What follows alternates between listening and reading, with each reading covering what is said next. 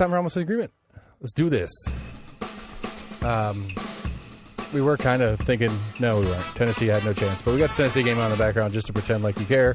It's a tight first half at least, but I can't comment on that because I didn't pay for the rights to talk about it. So we're Almost in Agreement, almostinagreement@gmail.com. You can find us on Facebook, on Twitter, on YouTube. You can go to our website, almostinagreement.com. While you're there, you can get all the episodes we've ever done, as well as you go to whatever podcast provider that you like and get all the episodes there. While you're in these places, please like, share, subscribe, friend, retweet, whatever it is. We might get an Instagram. Oh shit! I forgot about that. That's on me. I'm sorry. Okay, I'm sorry. I forgot about it. So Instagram's in the works. But go to almostinagreement.com/cityelections21. My quick cheat sheet. You can break down who's running in what district. But if you're a city resident, it doesn't matter. You can vote for one in each district. So there's that part of it. So that's what we got. So we're going to do a show for you guys, and we'll see what happens.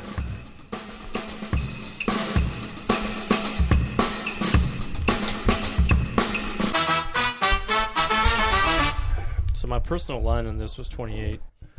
Your personal was 28. I think the Vegas was at 20, 19 and a half. Something like that. I mean, I think they'll win by 28, 27 and a half, but I think it'll be 28. Well, it's 16, about to be 17, so about to be Vegas. I took the over, so I'm feeling pretty decent about it. Yeah. So it's a terrible product.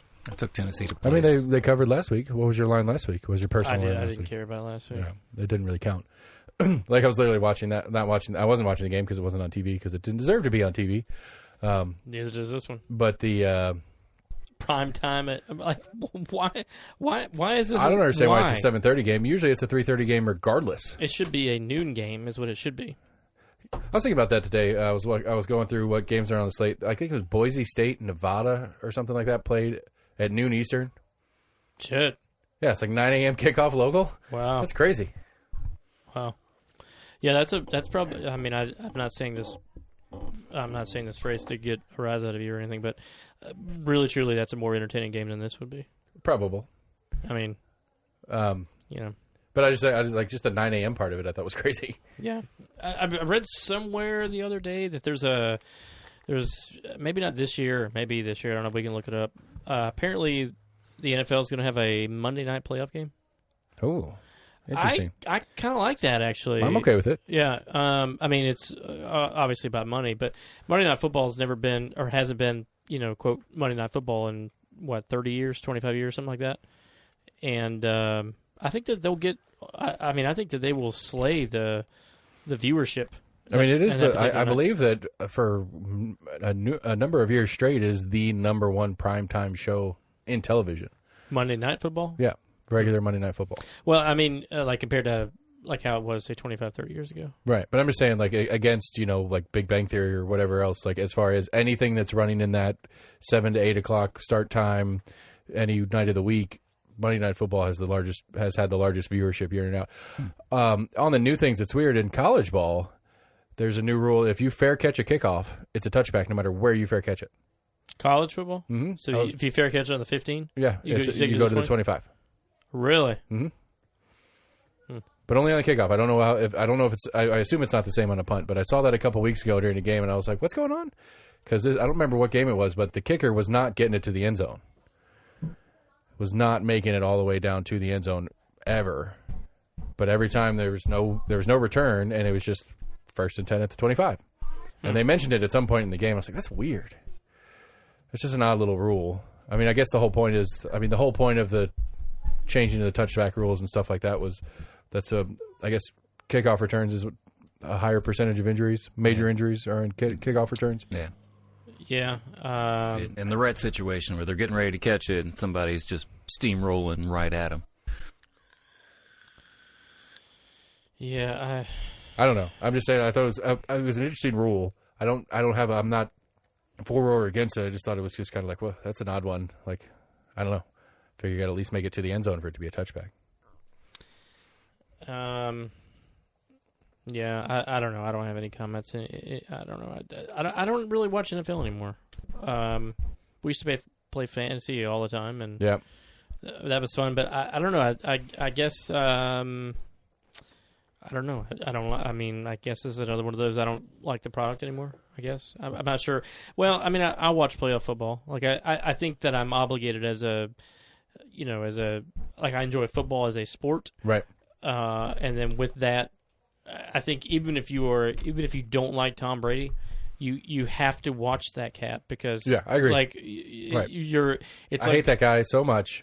But there is something happening that is a rare thing to happen, and I would hate myself to miss seeing it happen. 100%. So same thing with Michael Jordan. If you were not a Bulls fan when Jordan was around, you've got to appreciate the fact that you may never, and you haven't since, you may never see anything like that again in your lifetime. I mean, if I gave a shit, I'd give you the argument, but I don't really care. I really don't. I don't. There's not an argument. He was the best player. Maybe, arguably ever, but in the very least in our generation. I don't know if we're going to have another dominant force like that ever again. Right, and the game was different back then too, and I think that's one of the things that kind of goes against the LeBron argument. Well, I mean, what was different about it? What do you mean? It was a more physical game than it is now. Okay, so but every time I hear the game was different, the implication is the game was easier at that time.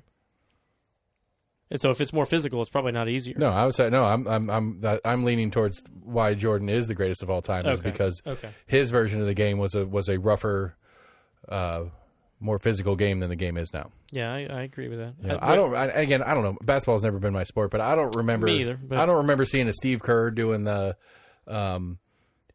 fake the guy out, got him off his feet, and then jumping into him to shoot it so that, I make it, it's a +1, but at least I'm getting the foul either way.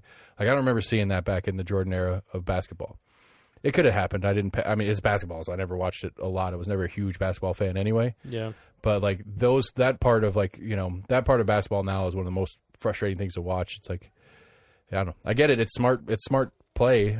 You take advantage of the situation that's in front of you. I'm a Packers fan. Aaron Rodgers is the best at the hard count, getting people to jump off sides and get the free play. It's essentially football's version of the same thing. But I don't know. This is a get off my lawn moment probably, but I think a lot of our sports are a little more watered down than what they were when we were growing up. I agree. But of course, our parents could probably say the same thing about how things were. I think that's a what's the word I'm looking for here? That's one of those generation gap things. Right. That argument is always at play. Every time we change generations, somebody's going to say, well, back in my day, whatever. And it was different and it was harder then or whatever. So, go ahead. I was just going to say, just watching this fucking Barnum and Bailey bullshit on the background, this Tennessee, Florida nonsense, I'm going to make the argument that the most underrated player in the past 40 years of Tennessee football was Casey Clausen. Never lost to Florida. Like, I just think that he was underappreciated. Like, he was a stud when he was here. Right. I don't know. Follow. You're right. I follow what you're saying. I just don't know the. You're trying to find out of like greater than 20 years between 21 and 40. Is that what you're thinking? No, I'm just thinking. I don't. I think anybody after Peyton's going to take. It's going to take a while. I mean, T. Martin was not appreciated as quarterback when he was here. He got a street named after him, but he was not like. No, there was nobody gushing over him being the most amazing quarterback. XYZ. I think he's more appreciated than Casey Clausen. I agree, now. but I mean, if you take away Clint Sterner's fuck up at Arkansas and he doesn't fumble that ball against like Clint Sterner, the quarterback for Arkansas, doesn't fumble that ball, we don't go to the national championship because Arkansas wins. And so I don't know if we appreciate T at all because we don't have an opportunity to play Florida State. And so I don't know, man. I don't know. He was good. He was. I'm not disagreeing with you. I'm just saying, like by the most generic layman's view of you have. Like, I mean, he was an NFL Manning was an NFL Hall of Famer before he even started playing college ball. Like, everybody knew that guy was going to be that guy. He followed him with T. Martin, who wasn't a Manning by any stretch of the imagination, but he did win a national championship. Then, you're progressively going down because you're not at least covering X, Y, or Z as far as the, winning the right games, Hall of Fame level quarterback once you go pro kind of thing. And so I don't know. I'm just kind of rational. That's how it rationalizes to me, at least. I'm not again. I think he was a very good quarterback. I think we've had a lot of good quarterbacks that have kind of gone. Have we? Gone, maybe not a lot, but we've had a handful of pretty solid quarterbacks that have. I mean, I challenge you to name 3. The aerospace guy, he's pretty good. He's playing pro ball still. Dobbs? Yeah. Is he playing? Is he on a roster right now? I mean, he was in Pittsburgh for a while. I don't know if he is. That's a good question. I'll look it up and see if he's currently on Pittsburgh. But he had been. He at least completed his rookie contract with Pittsburgh.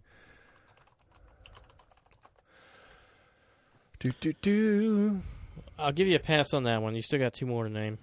I mean, I'm agreeing with your Clausen, one of them. I mean, was it Jimmy, the little brother? No, Jimmy was at Notre Dame. Jimmy was at Notre Dame. It was Rick, is who you're referring to. He was terrible. He was terrible. Yeah. Yeah, Josh Dobbs is one of 4 quarterbacks at Pittsburgh right now. Is he on the practice squad? It doesn't give me there we go, depth chart. He's on IR right now. He's a 4th string on IR, or whatever that means. Well, we've named 1. Okay.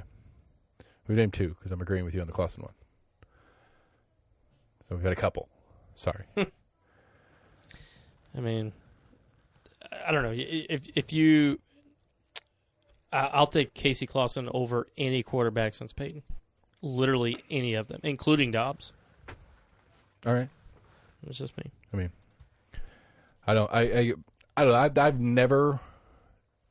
I've never been that level of fan on any sport where I you just pulled names out in games and stuff, and I'm like, I vaguely remember that. Like, that's just not how I. Well, we were in school sports. then as well. I remember it. Yeah. Like, I don't remember it as well now, but I mean, we were there. Right. I mean, like you were in at least some of it. Were you in the Pride the entire time? No, just first 2 years. Okay. So we went and got our asses handed to us in the Cotton Bowl by K-State, and then we went and beat the shit out of Michigan at the Citrus Bowl the 2 years I was there. But we went to the SEC championship my freshman year, and had we won that, we would have been going to the Rose Bowl, which is one of those terrible things. Like, we had there's some song like "Roses on My Mind" or something like that. Mm-hmm. And so, like, we didn't practice it once in any band rehearsal or anything, but we all got a copy of the sheet music, and it was like stuck in the back of our folders. And so it's like, we win this game, just pull it out. And it's like, okay, we're doing it live. Nice. And then we didn't. Wish I would have kept that in hindsight. It'd been a fun little memento. That was. I'm almost positive Casey Clausen was quarterback in 2000. Almost positive. I think you're right. Anyway, yeah, we're terrible, and there was somebody the other day I was talking to that said that the entire thing could have been avoided if you had kept Fulmer, but sometimes we have orange colored glasses on and forget that Fulmer lost to Wyoming his last year. Right. So really at the end of the day, if USC's position had not come open, I think Kiffin would have turned this around. Really, I can agree with that. I believe that. I think it should. Yeah, I think the Kiffin debacle was such a specific combination of events that wouldn't have happened. I mean, if that's the dream job. Like, I remember arguing it shortly after it happened. It's like, that's the dream job For him. That's That's his dream job. Sure. And he'll walk away from anything. He'd walk away from a pro coaching job for that, because that is the job, right, to him. Yep. And it sucks for us. It really did. I had no issue with him leaving. As a person, I understood it. As a fan, I wanted him to stay. And honestly, all of the couch burning bullshit that happened was really just because everybody wanted him to stay and they liked him. Yeah. If they didn't like him, they would have let him leave. Yeah. Nobody cared that Butch left. Nobody cared that Derek Dooley left. Nobody cared that fucking Ait left. Yeah. One little I remember of it, he kind of like left in the middle of the night. He did. Yeah. I think that that probably got amped up more than what it really was. But a lot of fans saw that on the local news that he was, quote unquote, sneaking out in the middle of the night. Yeah. Yeah. Well, I mean, Saban he wasn't even going to say bye. Saban left the Dolphins in the middle of the night, for fuck's sake, and went to Alabama. Yeah. Everybody forgets about that. So it was like right after a game too. Played a game, left the locker room, went to Alabama, didn't go back to Miami or practice facilities, just disappeared. Yep. Which is, I mean, yeah. I think it's that I don't know the solution of that part of the game though. Like that's just one of those things, especially in college ball, the coaching carousel. They always talk about it every offseason kind of thing. Like I don't know. Like I guess the question would be like, is it really the head coach that makes a program? Yes. And well, it may not make it, but it will damn sure fuck it up. But I mean, like how many? I mean, obviously Saban's and maybe even Dabo are kind of. I don't know if Dabo's kind of fucking it up, but he's had a pretty good run, right? But I mean, like how many of those coaches actually exist? Period. Like at any given time, like right now, how many coaches of the caliber to like again Saban's in his own class, obviously, but like how many Dabos are out there that any program could pick up and keep for 10, 15, 20 years and actually stay functional? Like that's the era of the sport, I guess I'm getting, because you don't see it anymore. Right. Well, I mean, so it wouldn't surprise me if Urban Meyer, after this shit show at Jacksonville, it wouldn't surprise me if he shows back up at USC. It won't surprise me at all. USC or Ohio State? No, USC. I mean, USC's position is essentially open. There's an interim guy there now. I don't think that's an accident. I'm wrong all the time, but it wouldn't surprise me at all if, the reason for firing, what was his name? It's the brother of our former offensive coordinator here, Helton.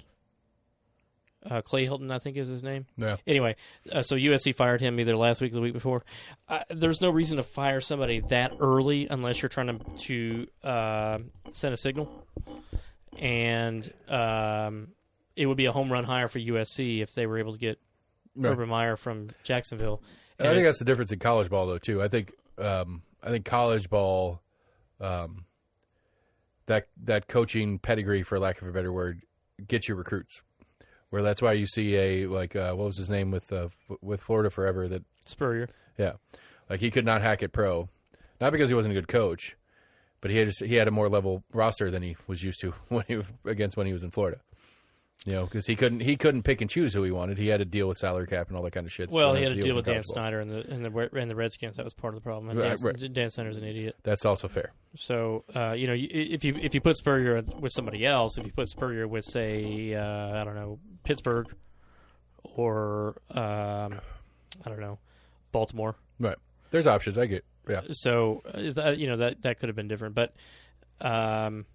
Yeah. Anyway, back to your original question. I think right now you're looking at 1 is Spurrier, 2 is probably Dabo. That's the top tier. I think the next tier is going to be like maybe Gary Patterson, TCU. Maybe right. He's been there forever. I'm saying you just don't see it. Like you don't see a legacy coach that's relevant legacy coach year in and year out in college ball, other than the Sabans, the Dabos. There's only a handful of them. And because I mean, fan bases don't put up with it. Well, and as we talked about this the last time we were all together, is you don't have to have them there because just like that you've done here, you had 88,000 people in the stands in the Pittsburgh game, and all you really need to do is just hire somebody, get your hype machine going, and the money will still flow in. And so, like you don't need to worry about finding your next Spurrier, because if your idea is to make money, you're still going to do that regardless. Yeah. And so, if you're not making money at year 3 and you're not winning, then you get rid of the guy. Right. I mean, and then you start the cycle over again, and you sell tickets again. You get a whole new set of merch contracts. Yep. It has absolutely nothing to do with winning, and it's nothing but a fucking business. And these idiots spend their fucking money for no reason whatsoever. Like I don't understand it. There are way more entertainment options. I'm not trying to throw that in there, but way more entertainment options than go out and spending, the fucking several $100s for you and your family to go out and watch a UT fucking disaster. I don't understand it. I can't wrap my head around it. Just can't. Last time I went to a game was Troy, I think. It's like fucking 5-6 years ago. Did we lose? I don't know. I took the eldest, and he was a baby, and we went, got a hot dog, and I think we made it through the first quarter, and then we bounced. Last game I was at was the. But it was literally, for me, it was just take the kid to this thing just so he can see what it's all about, kind of thing. And we were already kind of dancing on irrelevancy, and I don't remember paying much for the ticket and that kind of shit. And so it was just kind of an excuse to spend a Saturday. Yeah, I'd rather go fishing or go to the park. Like, there's no reason for me to invest my time on this bullshit product. Like, I'll buy an overpriced hot dog at Kroger. Like, I just, I don't know. Again, beating a dead horse from the last time we had this conversation. The only time you can actually make any real legitimate change is if you hit the pocketbook, and if you're not going to hit the pocketbook, then there's no reason to don't bitch about it. Right. Keep buying shit. You don't get to complain. Yep. I follow. All right. So, I don't know. What do we have in the text group that we sent out and had a little bit of convo on? Oh yeah, all the people getting killed in Knoxville. I actually wanted to do to help. I wanted to try to understand what your reply was to that. So on Friday night, sometime Friday, WBAR put out a story that there was a 17-year-old that got shot in South Knoxville. I think it was on Wednesday was the shooting, but he ended up dying in the hospital on Friday. And that ties us with the number from the totality of 2020 and I can't remember this verbiage, and I guess it's important to check that. Go away. Pop-ups. Do.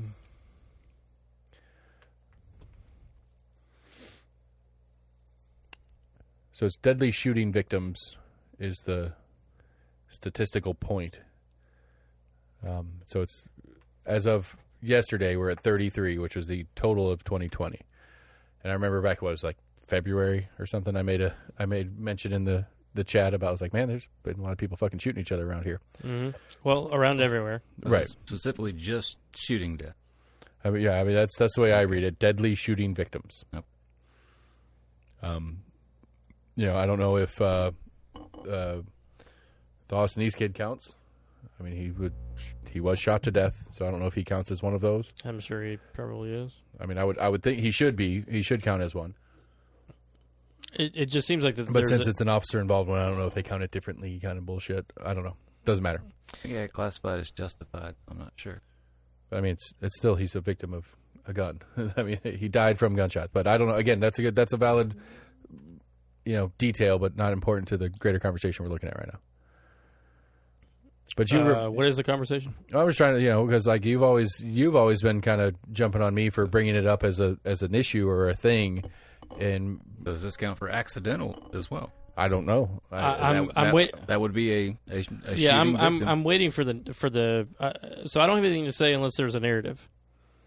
Well, I mean that's been your reply to me, is that the only reason this is important is because there's a narrative to play. That's what my point is right now too. Yeah. Okay. Well, I guess I bring it up because I find it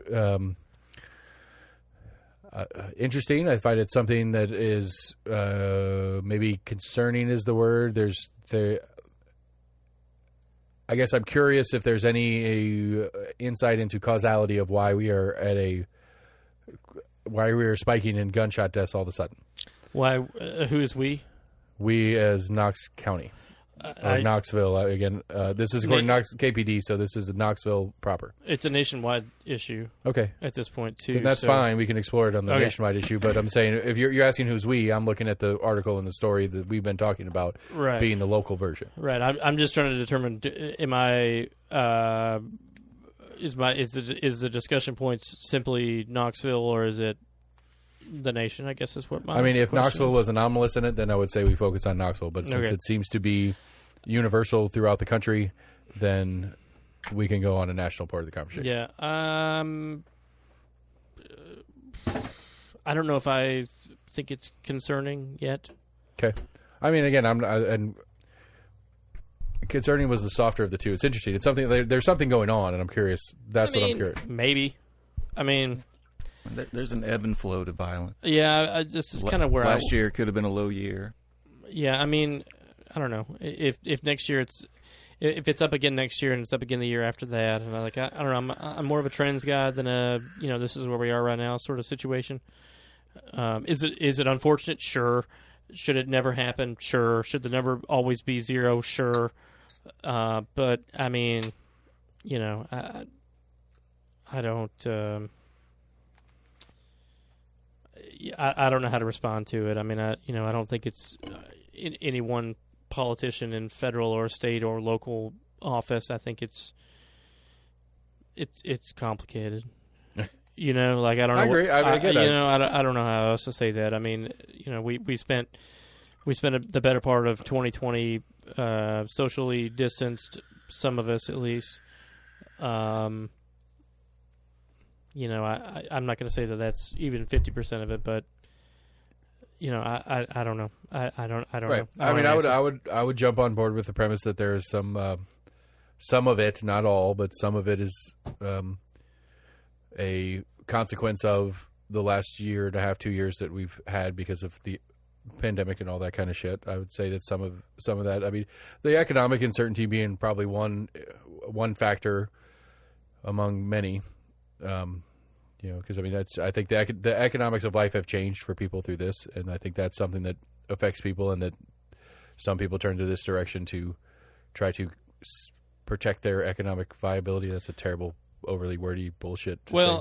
I'd be interested to know the folks that pulled the trigger. Are they already on the lower socioeconomic ladder anyway? Right. Because if they are, I don't know if that argument would hold. Right. Because if they were there last year and the year prior, then nothing's changed, really. So why now? Right. Yeah, like why didn't they pull the trigger last year? Maybe they just weren't young enough. Or maybe they were. I'm sorry, they weren't old enough. Sorry. Right. I don't know. I mean, I could see the narrative getting pushed into this is because of the constitutional carry bullshit, but this was happening before the constitutional carry took effect. Right, and I would imagine that the constitutional carry, the people that actually are following even that sort of law, are not the ones that are probably pulling the trigger in the first place. Yeah. I mean, I consider myself progressive in a lot of stuff, except when it comes to guns. I think for the most part, the people that are the hunters and the outdoorsmen are the ones that are the most interested in actual gun rights, like for them as a person. And gun safety, really. Yeah. So to me it's a straw man argument to say, well, it's the guns that are killing people. Well, maybe, but it's not the people that are legal owners of guns. But then, of course, the response to that is, well, all guns started legal at some point, which is true, but I don't see how that has anything to do with, right, gun ownership proper. Right. And I don't think, I don't think, I don't particularly see that as a valid argument in the game anyway. I doubt. I would be curious if somebody has done some research on it to know if there's, other than anecdotally, that these two things line up to be at the same time. Yeah. But I doubt it. I mean, I just doubt it. It doesn't make sense to me that a person who, I mean, I suppose I could see it as like, poorly trained people who can now carry. It didn't go into effect until July 1st. July, yeah. That's what I'm saying. Like, it doesn't, like, statistically against this year's numbers, it doesn't make, I mean, it didn't go, close to average in the past and then all of a sudden spike up in July to now. It's been all year, hence my multiple times I put it in the chat and gotten shit for it every time I did it. But I think you'll still get shit for it. It's fine. Like I said, because I don't know what the response needs to be. Like, to me, that's the same. Like, I hear that and that's the same as saying the sky is blue. Like, I don't know what are we supposed to do with that information? I don't know. I think it is. I would like to be able to understand more of what's going on. That if there is any causality to why we are getting a larger number over the last couple of years than we've had in the past. I mean, and we're going to get down to brass tacks. It's fucking 33 people. I mean, not that they're not important people, but it's not a huge number of people. It's not like it's not like 12,000. Yeah, I wonder if that percentage has gone up with just population going right. up. That's a good point too. I didn't even think about that one because I mean we are. I mean, like I've made the joke a couple times. I think if we would have waited and done the census this summer, it'd have been significantly different with all the redistricting and all the other shit that's going on right now. I think it's well under what the reality actually is just a year later. And it was already, I mean, the census numbers are significantly up for city and county. Yeah. And I think we're significantly up from that not even a year later. Yeah. And so. Yeah, I mean, we also have a societal problem of not talking things out. Yeah. We put people on the pedestal of politicians and whatever are calling, instead of having a spirited debate about something, it's easier to just talk shit, call them names, and then move on. And if you do that in real life, tempers get high, and before you know it, you're shooting somebody. Yeah. I mean, it's not that big of a stretch to say that at least some of that is influenced by what we think is daily norms seen on our television screen. Yeah. So, there was a time years ago where, we would have a conversation about things and disagree, and we don't have that now. So, not saying that the people that are shooting people are going to be rational human beings to be able to discuss it in the first place, but if the pattern was different, right, maybe some of that would have been different. Right. There's a jump to the most extreme conclusion on most things now, and that being an option on a disagreement has become one of them more than. And I've said this a million times. The system is set up that it's not okay to disagree and move on and agree to disagree. It's you have to vilify the other side. Yeah. So, which is I got in a stupid Facebook argument. I know I ought not. It's you do this for some sort of intellectual masturbation, is what you do it for. Yes, I know. We've talked about it. Totes. But I don't get it. Yeah, lost my train of thought. Anyway, what else is going on? Speaking of intellectual masturbation, good Lord.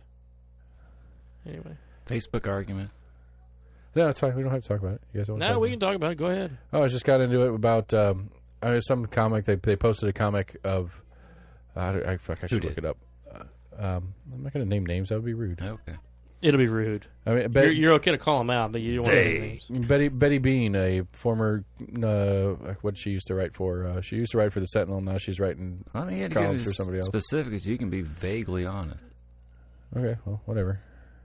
She doesn't say anything you guys do. I was just wondering what you meant by they, because do the same thing that we do. Yeah, so like if I ever happen to go down a road of conversation that may allude to a non-libertarian thing, you call me out for it not being a libertarian thing, which is frustrating to me because I don't claim to be like a perfect libertarian by any means. I'm open to a conversation, but but you consider yourself a libertarian, yay or nay?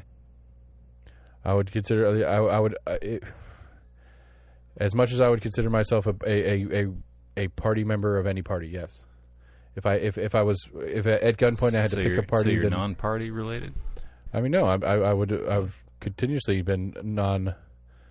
I mean, I'm not. So I'm not a registered libertarian. I don't you're pay just dues. As much libertarian as you are any other party. Sure. Okay. I mean, I don't pay dues. I haven't signed any paperwork. I don't have a copy of the bylaws here. We're not asking for official allegiance. Well, there's also no such thing as a perfect libertarian either. So, like when you said that a second ago, I know you kind of said it in jest, but the fact of the matter is there is no such thing as a perfect libertarian. They just, try to use that to continue to drive wedge issues between people that think that they are pro-freedom and you can't tell me what to do, and I'm my own, thinking human being without any sort of concept of societal good and that sort of deal. That's really all that means. Most of the time, the people that claim to be libertarian that are libertarians are saying that in order to get that particular vote, which makes zero sense whatsoever. Like, it just doesn't make any sense. I digress. Your Facebook bullshit? Right, anyway, so it's a comic. It's a dude. It's a picture of these two people sitting at the table. It says, I'm a Republican and I support the Constitution and working people. And it goes over to the other person who says, I'm a prostitute and I'm a virgin. So the joke being the hypocrisy of the... Thanks for explaining the joke, Tony. Okay. Right, which I got immediately. So begat the argument. Right, and so I say, because I'm a tiresome asshole and I like to intellectually masturbate or whatever the fuck you want to call it. That's pretty spot on. It says, I reply with, I'm a Democrat and I want to tax the rich. Okay, what's the point? My point was I can do the same thing about the hypocrisy of the party, which is what the point of the cartoon was, but I can do it with the Democrat too, which turns into everybody assumes I'm a Republican because I push back on a thing that's anti-Republican or whatever. And I just think I guess my point is it's like if I'm good, let's point out hypocrisies. I'm fun with that. Let's do it. Let's have a good time with it. I'll laugh at it, but let's be egalitarian about it. Let's make fun of all the hypocrisy. The whole fucking system's fucking hypocritical as shit. You picked one side of the hypocrisy. Right, because I was just trying to add to we already had one side, and so I was trying to add the other side. You were giving juxtaposition to it. What could have been more brilliant, actually, is if you had said, "Hi, I'm a Democrat. I want to tax the rich." Is that what you said? That's what I said, yes. And then you could have said, "Also, I'm a Republican. I'm giving money to the poor." That would have been the smarter response. That's fair. That was what I was thinking. Yes, I could have done it in a way to make it clear that I was not a Republican. I guess the comic was leaning one way, and you were giving... Right, and so you were just looking to have some sort of bullshit interaction with somebody, when in reality, if you were trying to point out the hypocrisy, that's what you would have stated. The Republican thing also. Okay. As a libertarian thing, you would point out the ridiculousness of two main sides. Well, as it goes down in there, I go... let's get rid of FEMA, which also doesn't make any sense. I go into the libertarian side. The actual libertarian side says, well, prostitution should be legal and that kind of thing, too. So I did go down that. I did hold some libertarian parts to it, yes. You don't think prostitution... You think prostitution should be illegal? I don't have an opinion on that. Okay. But then I got to this, actually. You might be able to help me out with this, because I don't understand what this was. It's a picture of a cat. Captain America said to me... What did he say? Let me find it. This seems like a great moment to point out the inherent compromise fallacy in Hegelian Dialectic. Hegelian. Okay. I don't pretend like I know what it is. I'm quite okay with the fact that I don't understand the Hegelian Dialectic. It has been a long time since I've had any sort of Hegel. I looked it up, I tried. I'm not a Hegel fan. I can tell you that right now. From what I recall with Hegel, he dealt with absolutes. So you don't have existentialism as a branch of philosophy without Hegel. And existentialism deals with the individual. So it's more of a absolute, like, nation, maybe not 100% like Platonic laws and Platonic forms type of deal, but you're getting pretty close to it. So... Yeah, I mean, I tried to look it up to try to get a little bit of understanding before I responded. And essentially, my gathering of it is that between the combination of the two, both the inherent compromise fallacy and the dialectic thing, that it was basically you can't have a system that doesn't have a or B, a pro or con. The system only works when you have the pro or con. That was how I kind of understood the statement as it came in context with everything else, because I'm not giving all the context here. Well, not with the Hegelian stuff, because it doesn't necessarily have to be pro or con with just a binary setup. That isn't necessarily a Hegelian thing. Right, but the inherent compromise is that the truth is in the middle between I think it's a thesis and a antithesis. Sure, that's Hegelian terminology. Right, and so so the truth being in the middle, meaning that you need to have a right and left to have a center.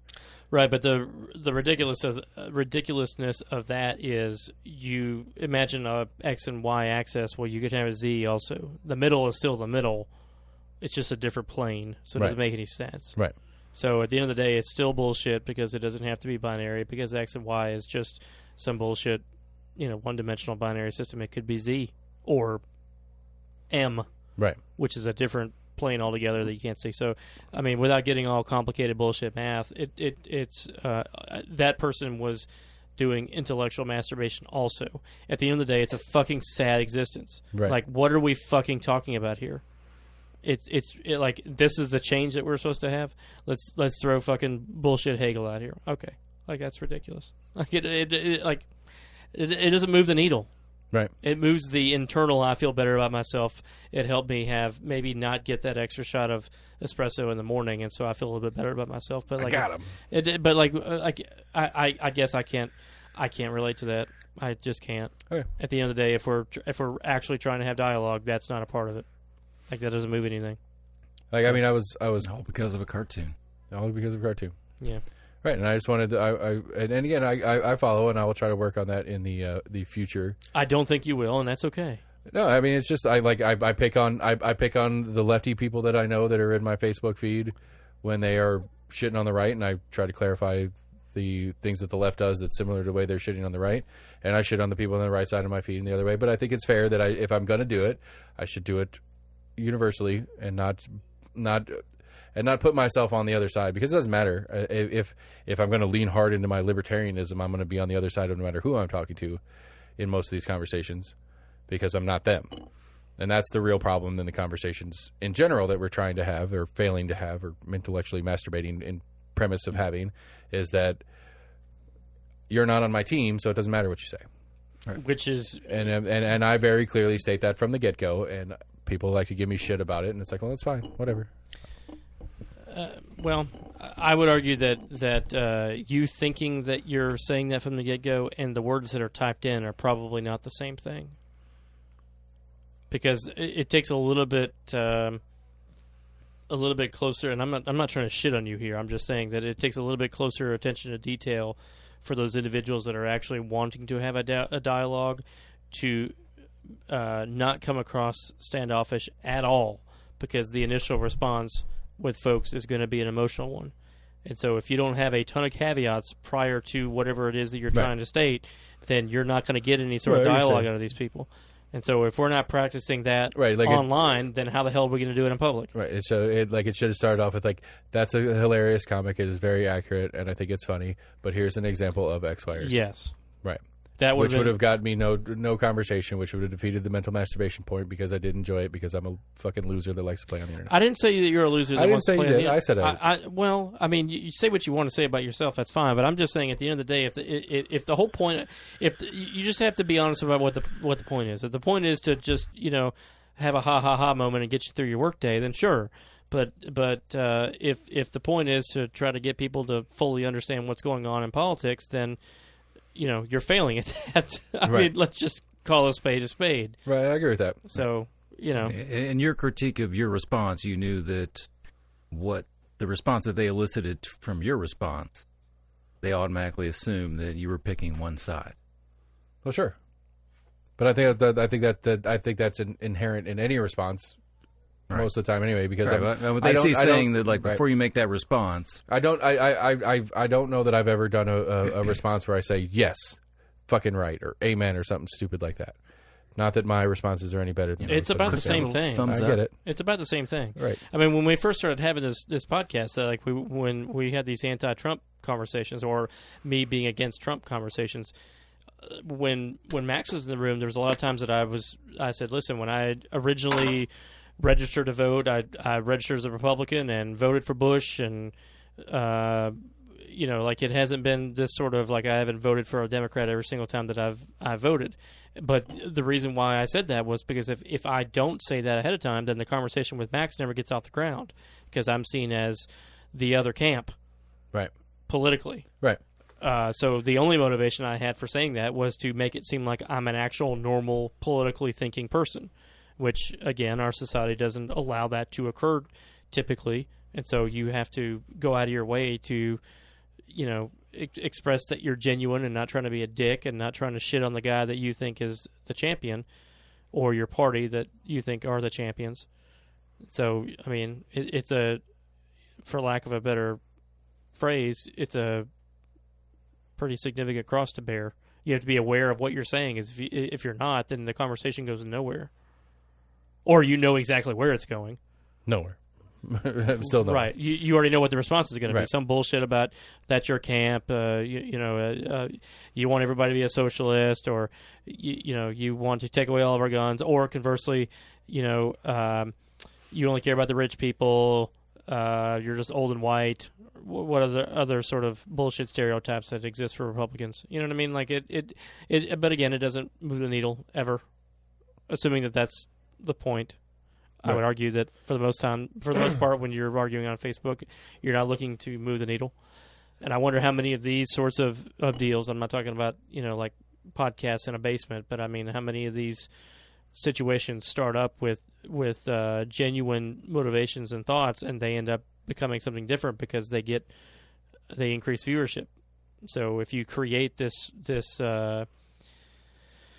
if you create the back and forth isms that will draw viewers in, then it becomes not what it originally intended to be. So I just wonder how many of those have actually occurred. Right. You know, I mean, I think that's I really think that's a fair statement. You know, so I'm aware of it. Like I've thought about it. Like I mean, I try to. I'm not trying to shit on you. That's not what I'm saying. I'm just I'm agree with you because I'm saying this pattern is it probably happens more often than we would think. Because I am consistently aware of it in any of the interviews that I do, because I will put my piece out there. I'll put my piece out there on stupid Facebook, whatever. I'll put my piece out here on the podcast, whether it's with you guys or whatever guest it is. But I'm picking guests because of. I mean, really, if they're just elected around here, is really the number one criteria of how I pick guests.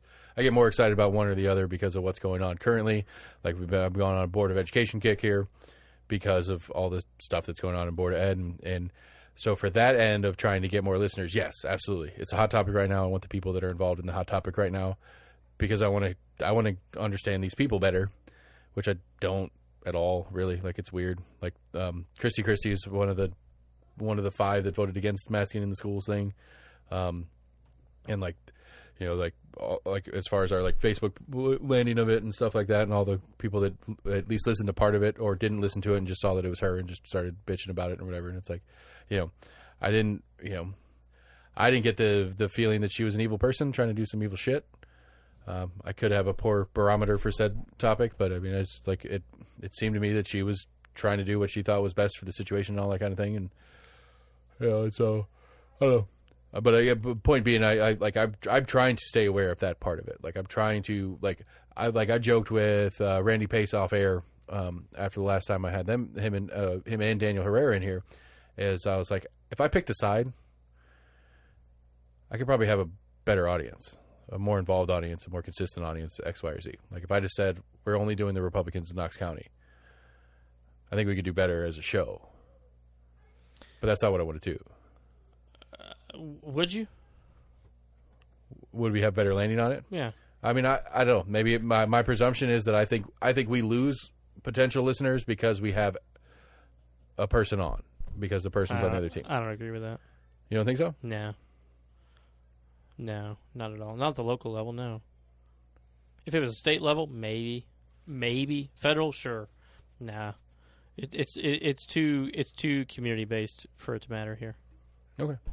Well, then I don't have a good excuse anymore. That was my whole excuse. I don't believe that. Well, we only have 4 listeners now. It's less than that. I don't think that that's the case. I don't think people are intentionally not listening to this because there's not a side picked. I don't think so.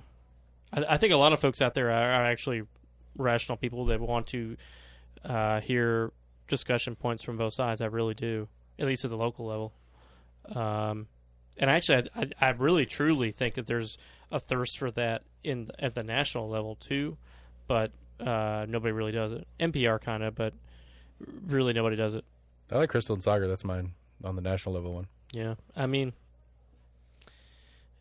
I think it's there. I really do. I think there's market for it. I mean, obviously, that's what I mean. But then again, you know, how do you give market share to some of these folks that are just these very extremely right-wing folks that are convinced, and this they may be outliers, but they're still like, do you give any market share to these idiots that think that, you know, the vaccine's got a microchip in it? I mean, at some point you got to draw the line somewhere, right? So how do you get? Who are the rational? Really, who are the rational Republicans right now? Who are the rational ones? I mean, I got no answer for that. Eddie Menace. National, Eddie Menace no. I'm talking about I'm talking about nationally. Who are the rational Republicans nationally? Mitt Romney, maybe. Yeah, I mean, there's been a little bit of a rift in the GOP side of it. Yeah, I mean, that's what I'm saying. 20 years ago, it was easier to find. They were more rational 20 years ago, I think. And that's not a Democrat talking. That's a I don't know where where are the adults in the room, I guess is what I'm asking. Yeah. I don't know where they are. I mean, I agree. 100%. I mean, you know, you can say what you want to about Biden. I think that he actually cares about the office. He cares about the office more than the previous guy. the office of the presidency, I think. I don't know where the rational folks, I don't know where the adults are in the room. I don't know. Yeah. No, I mean... it doesn't pay to have them there. Right. It doesn't. You don't need to. Right. It doesn't benefit your party at all to have a rational person. It's similar to UT football. You just need to hire a new coach every couple of years. And well, I mean, outside of that, though, I mean, like that. What is that idiot's name? Is it Bobert? Is it Colorado? Colorado. Yeah. So she used campaign funds to pay rent. Like at 3 different times. I don't know if you guys saw this or not. It came out this week. A little bit about that, yeah. She's a 100% pro-Trump person. I just think it's dangerous. Like, can't you just be a politician? I think it's weird that she feels the need to carry a sidearm onto the floor of Congress. It's rhetoric. It's visible rhetoric. I agree. I mean, that's all it is. Pushing back just to be like, I've got the right to carry anywhere. Right. I've got the right to protect myself. Yeah. Which you would think she would turn around and be like, January 6th was the perfect example of why I need to be able to carry on the Congress or Senate floor. There was some redistricting done in Colorado, and so a lot of the redistricting that happened in the district that she represents now has strongly leaned Democrat now, so hopefully midterms. I think we'll have to look. Would you mind looking that up when her term is up? It may not be this November. Maybe. What was the name? I'm sorry. Just got in last year. Boebert. Lauren Boebert. Yeah, it's Colorado. There'll be a picture of her with a gun at her hip. Do.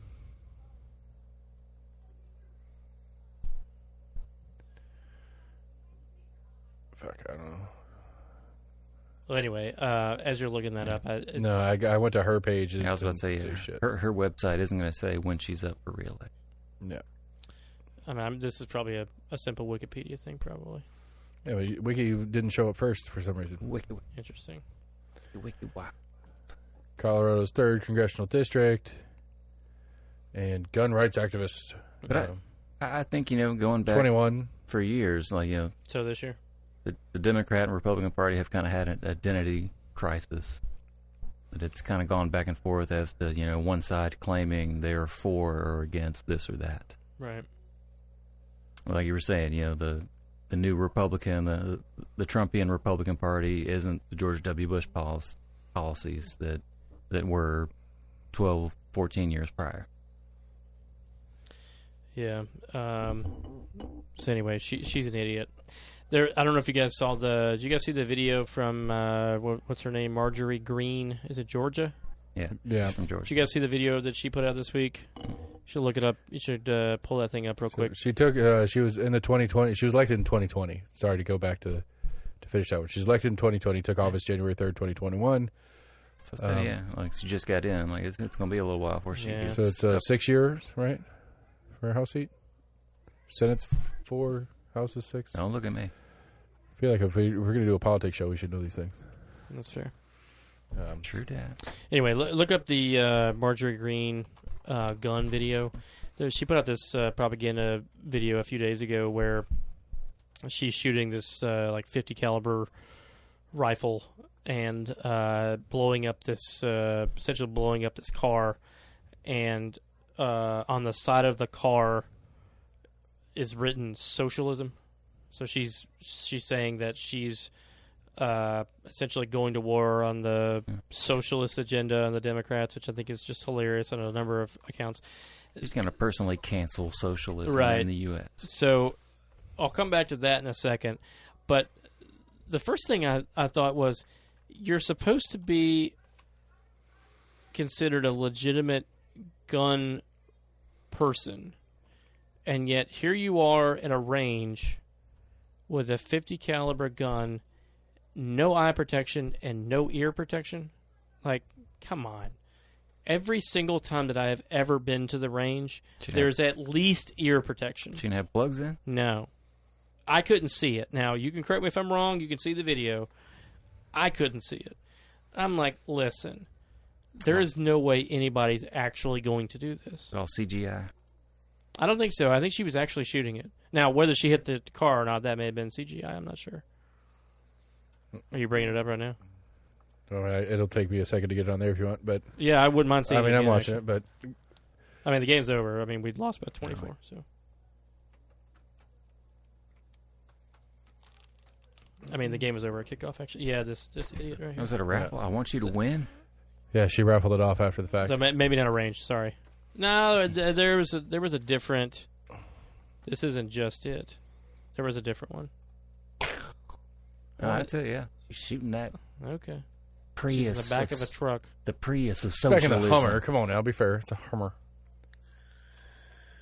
Like, look at that. Like, of course, I guess you can't see because of her hair, I suppose. Yeah, I think I saw something red in her ear.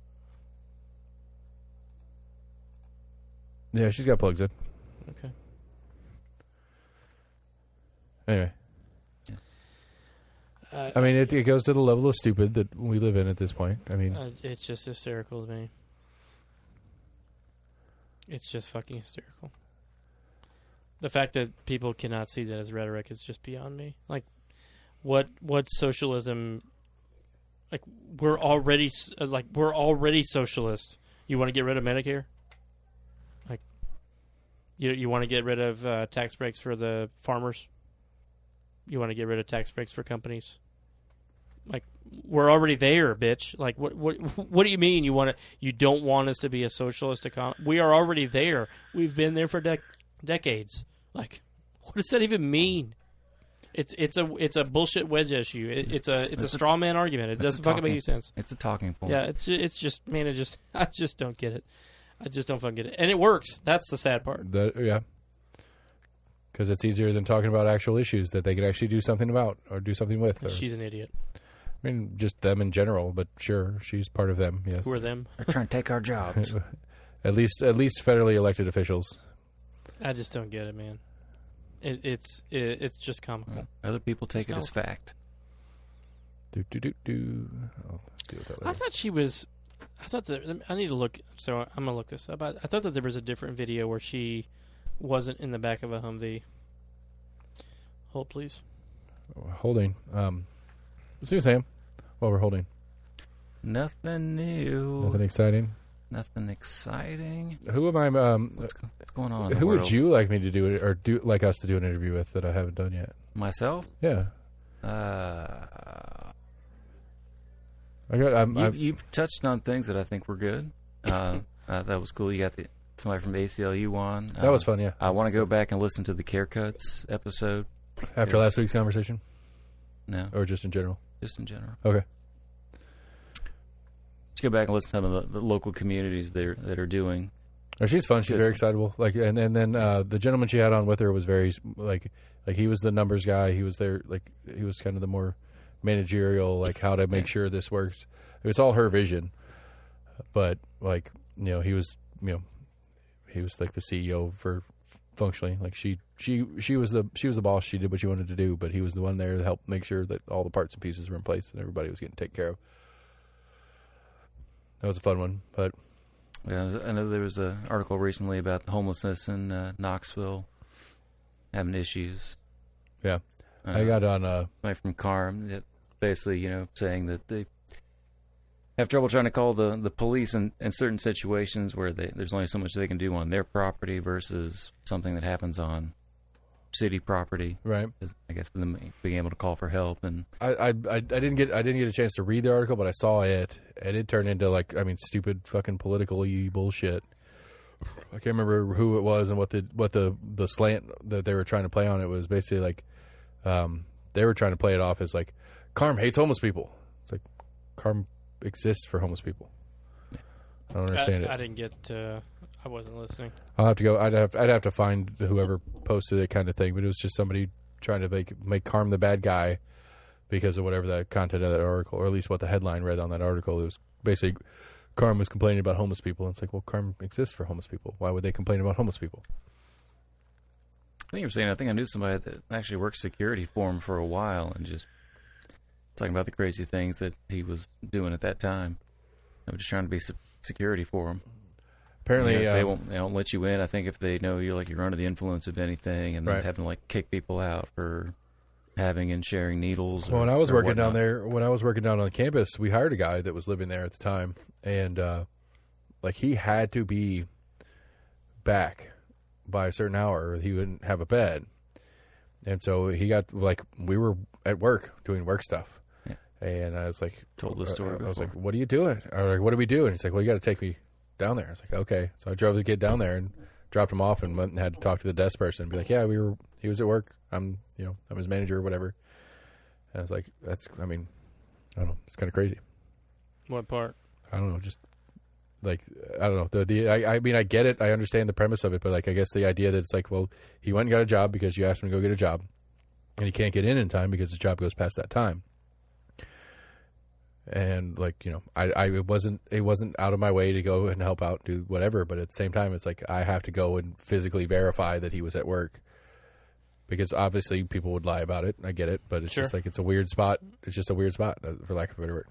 So I just sent a video. I don't see in this particular video. I don't see that red plugs that you guys had noticed. No, I don't. She's in the back of the Humvee. I just don't see them. Can you make right. that I bigger? think that's before she shot, though.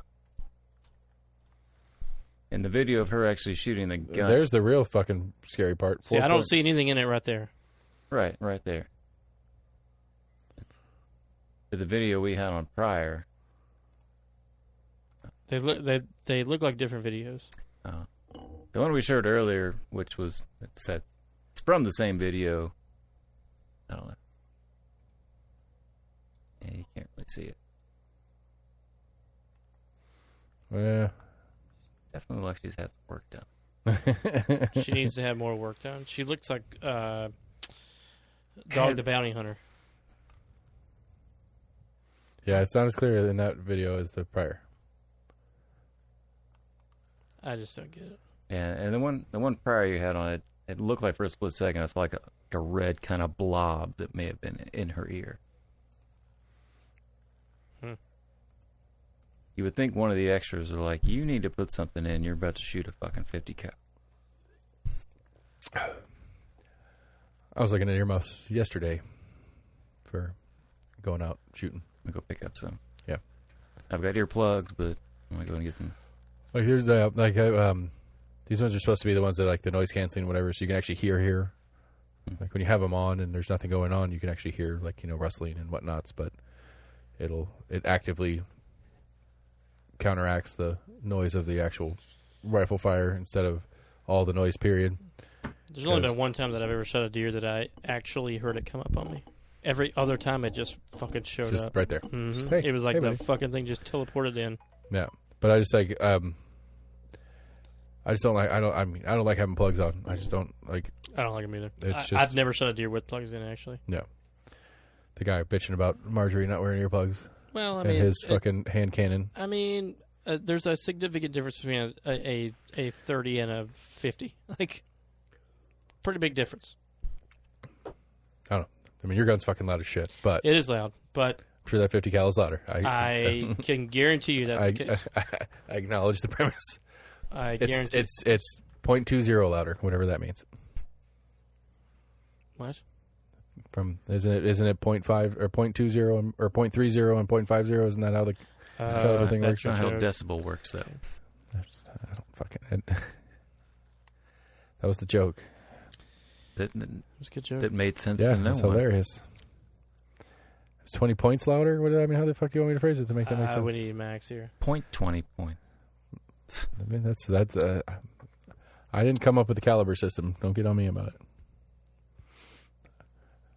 I get very confused on caliber systems and the difference in a 9mm and a whatever. Like they're interchangeables.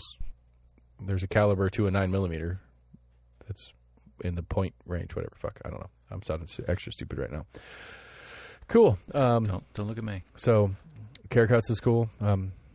Where's my TWA guy or girl? Don't know. They're not responding. Really Yeah. lame. I don't think they want They're any probably fucking... They're probably a little busy right now. Considering. well, that's probably true.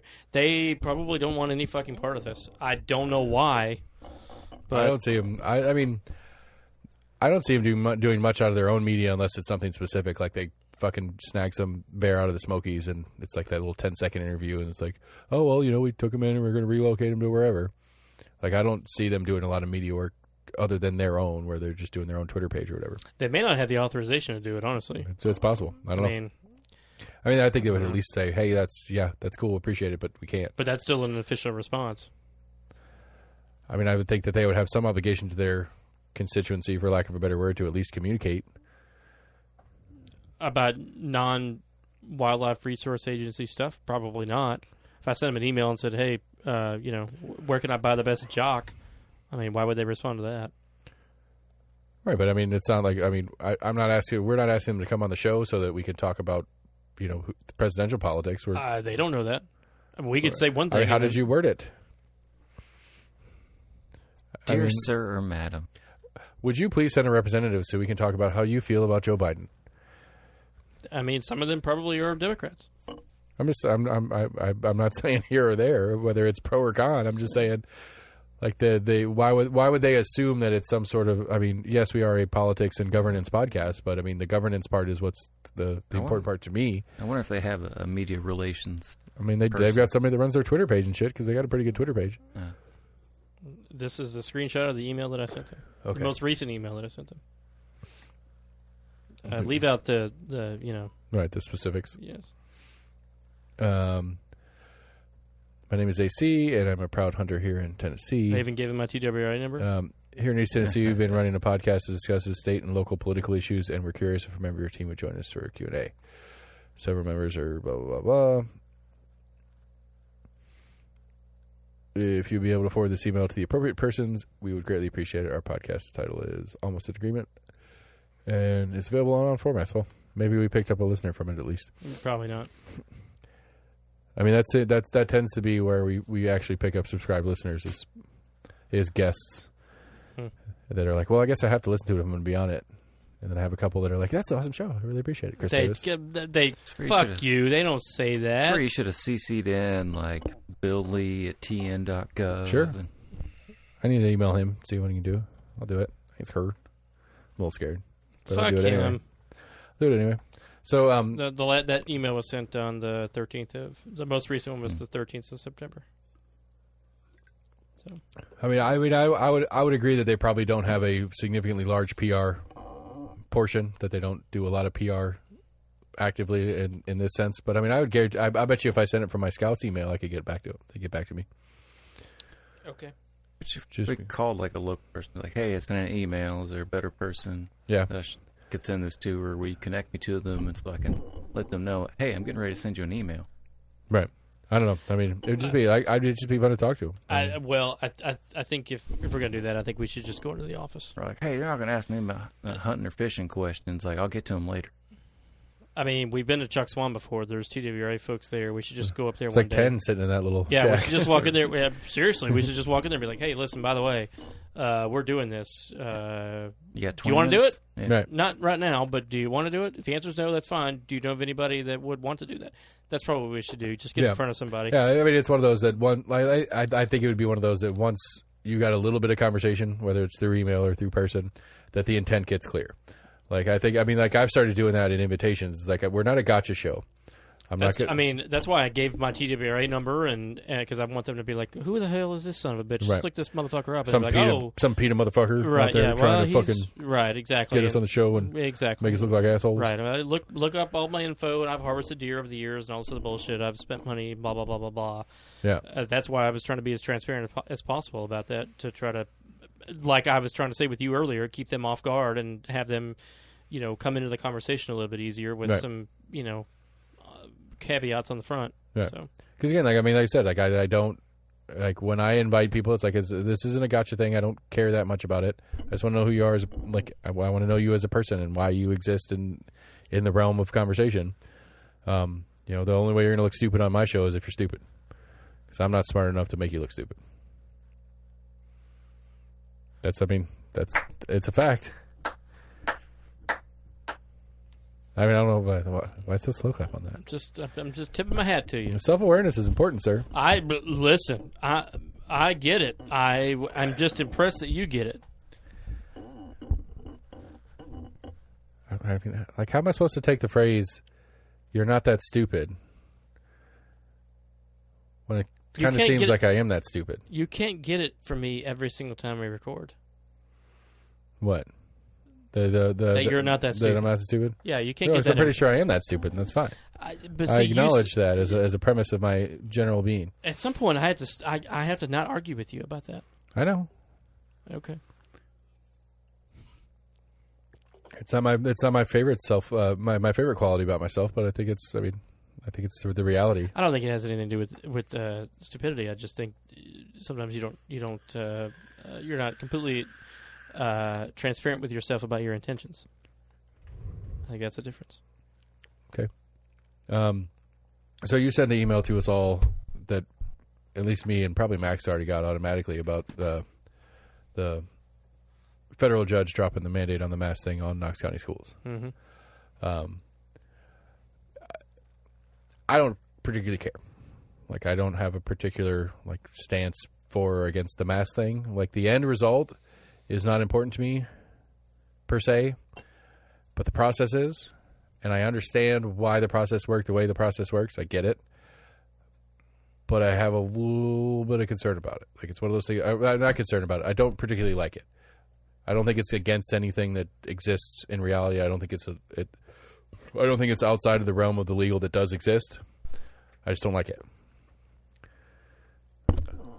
Same way I didn't like the Governor Lee thing. Let me practice the skill we're talking about tonight. The same way I didn't like the Governor Lee thing, where he put the mandate, where he put the opt out. What skill are you practicing right now? Trying to not present my case from a side. You don't have to do that to me. I'm just saying I'm trying to practice it so I can. When I'm not here. I'm trying to practice it here with you so that you can critique my efforts to do the thing. I did not like when Governor Lee put out the opt out thing, because I don't believe that I understand how legally the governor has control over what the schools are doing, but I don't like that the governor's doing that. I would like the local to deal with it. Okay. And then on the new level, I now don't like that the federal government's doing things, even though I understand that it's legally correct. So it's not a left-right issue. It's not it's a state and federal versus local issue that I have problems with, and I don't particularly like it. I like the idea. I don't. Again, the end result being unimportant to where my complaint lies. I don't really like the idea of it being pushed through this complex legal system to push back down on a local body on what the local body is allowed to do. Sometimes the local majority is wrong, though. Okay. So what do you do then? You just say, okay, I got to move? I mean, that would be the worst case scenario, I suppose, yeah. But what happens when is that to say that the federal majority is right? Always right? I think it was a federal district court, but his ruling only applies to Knox County. Right, which is another thing that's kind of weird, because I think that was the only complaint that was brought was right. The complaint was against the Knox County. 3 families in Knox County that took it to federal court on a civil rights issue for their disabled children who have particular physical needs that are more likely to have issues with, and that by not having masks in school, the argument was by not having masks and I think it was and other safety measures in place, that it was not safe for their kids to go to schools. That was the case brought to the federal court in what's going on right now. I actually have it somewhere. I have a copy of the final documents. Sounds about right. Which again, but that goes into another separate legal question, and somebody legally smarter than me would know, is that in the state of Tennessee, at least, the state of Tennessee can put no law into place that doesn't affect the state universally. The state of Tennessee can't say, Knox County, you have to do this, Davidson County, you have to do this, and they have to be the same thing. It couldn't be different things. You can't assign a specific law in the state of Tennessee to a county that doesn't apply to the entire state. That's in the state constitution. I'm trying to figure out what your point is. Well, no, you have dry counties. That's not state law. That's county law. The county chooses to not allow alcohol. What's your point?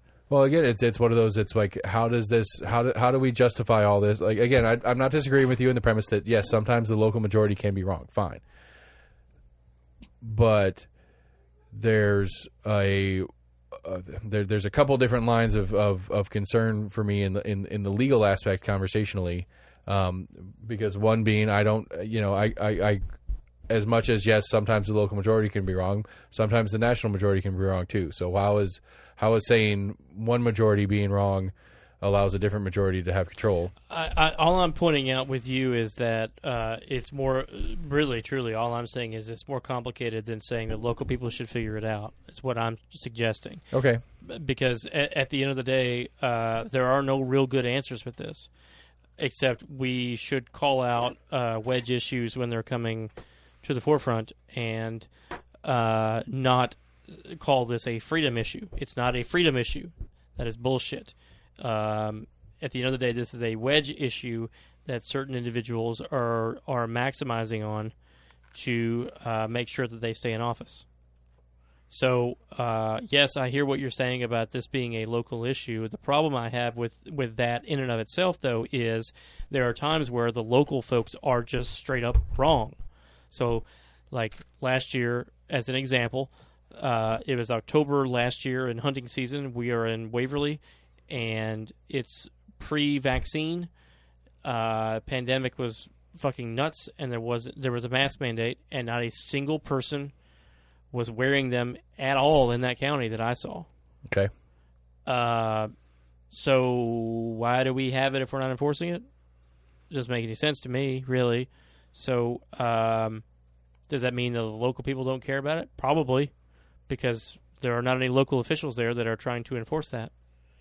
So if it wasn't happening pre-vaccine, then why would we think that it's going to occur now in the smaller towns where it's probably more likely to have larger issues? Because right.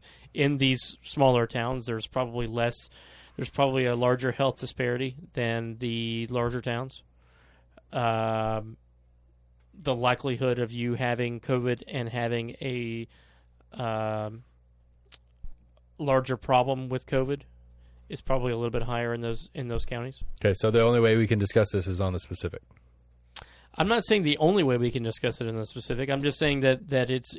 I don't disagree that the local places need to figure this out, but I think that there are circumstances where the local folks are wrong or can be wrong. Right. I mean, literally the law that is making this happen, that is allowing this federal judge to do what the federal judge is doing, is based on local folks here in the South not letting black kids in their schools. That's really where this conversation started. Which, this is where he's it's a fucking civil rights case. That's where this came from. Right. This is where he. It doesn't matter. The point of what I'm agreeing. No. What I was getting to is I'm agreeing that the local folks, back when these civil rights law went into place, were fucking wrong.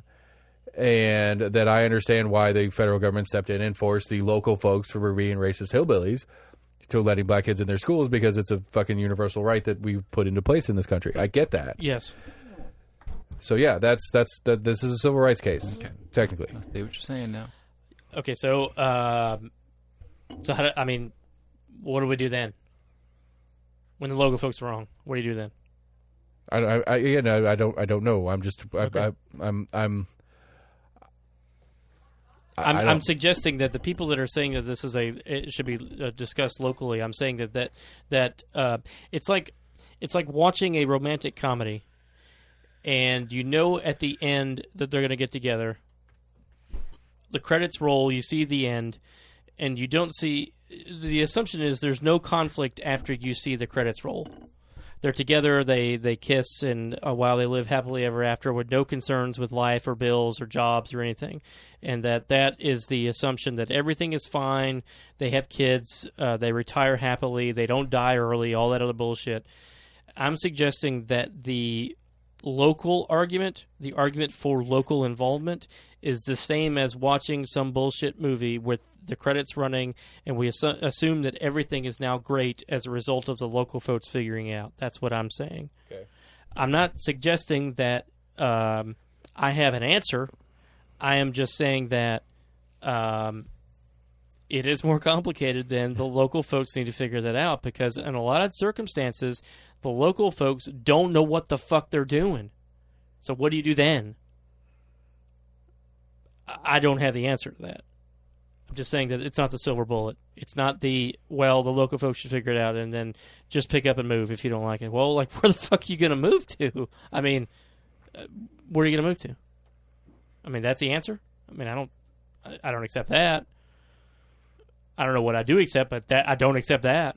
Right, so we don't know what we accept in general. I know what I accept that the centralized version of the majority is more likely to be right.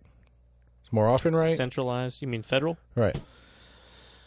No, I'm not saying that either. And I'm not trying to be an asshole here. I'm just restating what I said a few times now. I'm just saying that to insinuate that the local answer is the capital T, capital A, the answer is disingenuous. It's not always correct either. And so we need to have maybe what you need is an answer, like an answer to what is the answer. Maybe we need to have a little bit better debate in our community about these sorts of things. Because if you have local folks that are not getting vaccinated and refuse to socially distance and they don't wear masks and they think COVID is not a thing, then we need to try to figure out a way to engage these folks. And maybe there's not a way to engage these folks. And if there's not, then somebody has to step in. I mean, because eventually the taxpayers are going to pay for this anyway, because if it's eventually the federal dollars, FEMA stuff is not going to cover COVID eventually. Like, eventually that's going to happen. It may not be next year. At some point it's coming.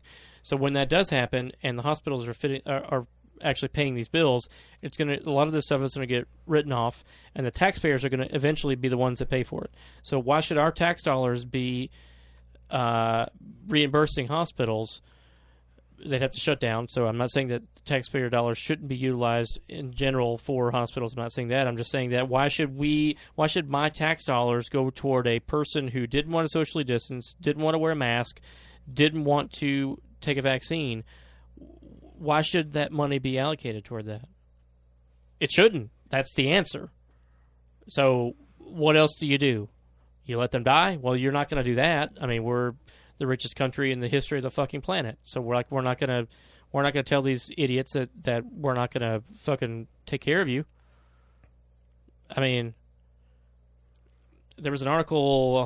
I'll bring it up while I'm talking about it. But there was an article about there was this pediatric patient, I think in New York, that had gotten COVID and died, and it was a $257,000 bill that they received after they had buried their kid. And it's like, well, I mean, I've got money put back, but I mean, I'm gonna take a $257,000 hit. I mean, right. Who's gonna pay for that? The taxpayers are gonna pay for it eventually. So I don't know. For those of you that are still listening, he left. Seth left. Let's see if I can find the. I mean, that's the crazy quandary I've seen with people that try to debate the cost of health care, and there is a lot that goes into the cost of health care versus, hospitals having to write off a certain amount for indigent care, hospitals writing off for whatever contract they have with insurance companies, and just the general cost of just regular upkeep. I mean, with any, don't want to consider a hospital a business, but I mean, with anything, I mean, they're spreading out their resources as need be and making negotiations where need be. So this was a $257,000 bill, and the family had, quote, good health insurance. Yeah. I mean, that's happening more and more common. Yeah, these are like breaking stories of like these surprise billing instances. It shouldn't be that big of a surprise. Like if you have to, I mean, I'm not arguing with you about that. I'm just saying it shouldn't be that big of a surprise. And like, at what point do we have an obligation as a community to maybe feel sorry is not the right way to view it, but like. If you've refused to be vaccinated, you don't socially distance, you don't wear a mask, you're not putting any precautions in whatsoever, and you have not been strictly told you cannot receive this vaccine from your physician because you'll get Guillain-Barré or some other fucking bullshit, I don't see why the taxpayer should pay for any of it. Like, you should lose your house, you should lose your cars, you should lose everything. Like, it's a little bit different if you've been vaccinated and you've been using precautions and all that other stuff. But, like, I don't have any sympathy for those folks. I don't. I'm sorry. I had a similar thought when there was talk, I think they said in East Tennessee or Tennessee in general, the convalescent plasma was basically only being offered to high risk or the unvaccinated. It should be the vaccinated. I can understand in a triage sense. But yeah, my initial thought was like, wait, these people that have decided not to get vaccinated, all of a sudden, they're in severe COVID, response. Let's get some convalescent plasma that doesn't necessarily work on everybody, right. But it's in low supply also. Yeah, and let's not take the vaccine. That makes a lot of sense. I don't know.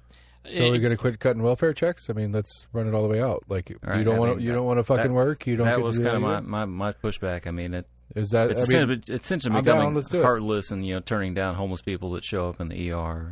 I mean, if we're cutting welfare checks, then we're also going to cut tax breaks for rich corporations. Okay, I'm in. Let's do it. Okay, let's do it all. We don't disagree. I find it interesting. Any and all welfare programs we cut out, whether it's corporate or individual. Why did we go to welfare? Like, why was that the first thing? We would actually save significantly more money if we taxed corporate businesses and didn't give tax breaks than we would about. Even if we didn't tax them, we just stopped giving them tax breaks. It'd be great. Okay, so like all of that is significantly more money than we spend on welfare. Okay. I guess I don't understand the initial sort of welfare argument. It like the assumption that we would save more money. No, like Lehman Brothers can die too. That's fine. Right. I'm saying they should die first, and then I don't care if like me personally, I don't care about the welfare thing because it's not nearly as much money. I don't understand why that's the. This is not a shot at you necessarily. I don't understand why that's the first. I think for where we were in conversation, I think the simple part is this is an individual's conversation, not a corporate entity conversation. It would be like if we were having the same conversation about not giving medical treatment to a individual who didn't get a vaccine. I've tried to think of a comparable to. We're not going to give. I don't. See we should give corporate welfare to a bank that does the fucking weird ass loan bullshit that they did, which caused the housing crisis back in the year. Okay. I mean, I agree with that part. Right? I'm failing to see how the welfare thing is a choice where the vaccine thing is. People don't choose to be poor. Okay. Yeah, they just don't pick themselves up by their bootstraps. Sure, yeah, that's horseshit. Yeah. I don't see that as a... If you're looking at it as a simply saving money conversation, maybe, but that's a completely different argument than choosing to not... Like, actively choosing not to do something. I don't see welfare as an actively choosing to I think there's different levels of it for sure. That's fine. I mean, it's more complicated than that, whatever you want to say.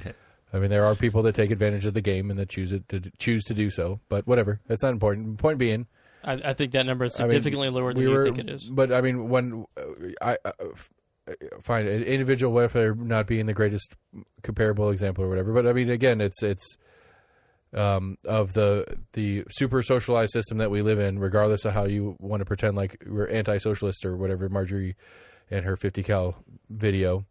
I mean, well, we take them all out. I mean, if that's how if we treat people, if we treat it as a you made a poor life choice, then we throw you out. Then we throw you. Then why this one as opposed to other ones, regardless of what it is. This one is like as close to 100% avoidable as you can possibly be. This is not a genetics thing where like if you could eat a hamburger and or you could eat a veggie burger and still have to have a bypass surgery.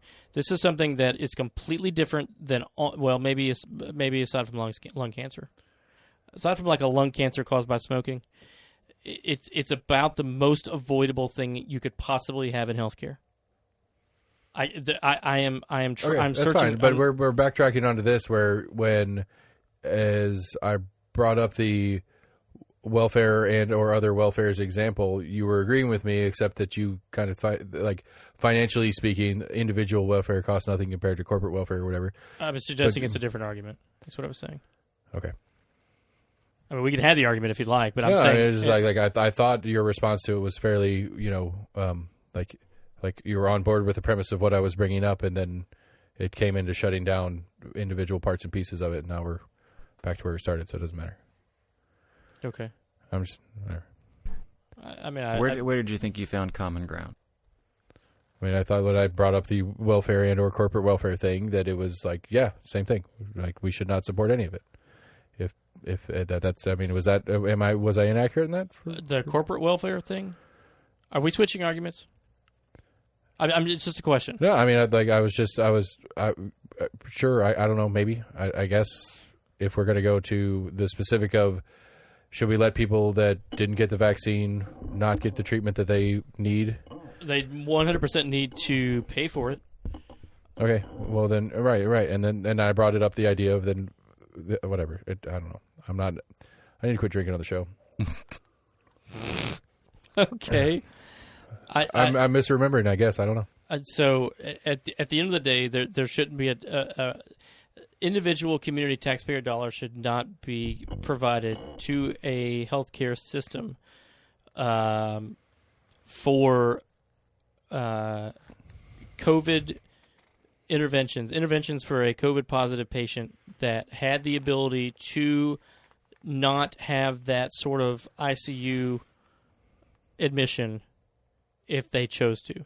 Okay. That shouldn't be on the shoulders of the taxpayer dollars in that community. Is what I'm saying. So does it go to the same again? I this may be They me lose changing everything. arguments. This may be changing arguments as well. So the triple bypass that's been eating Big Macs every fucking day, do they have to pay for everything, or can we support that as a community with tax dollars?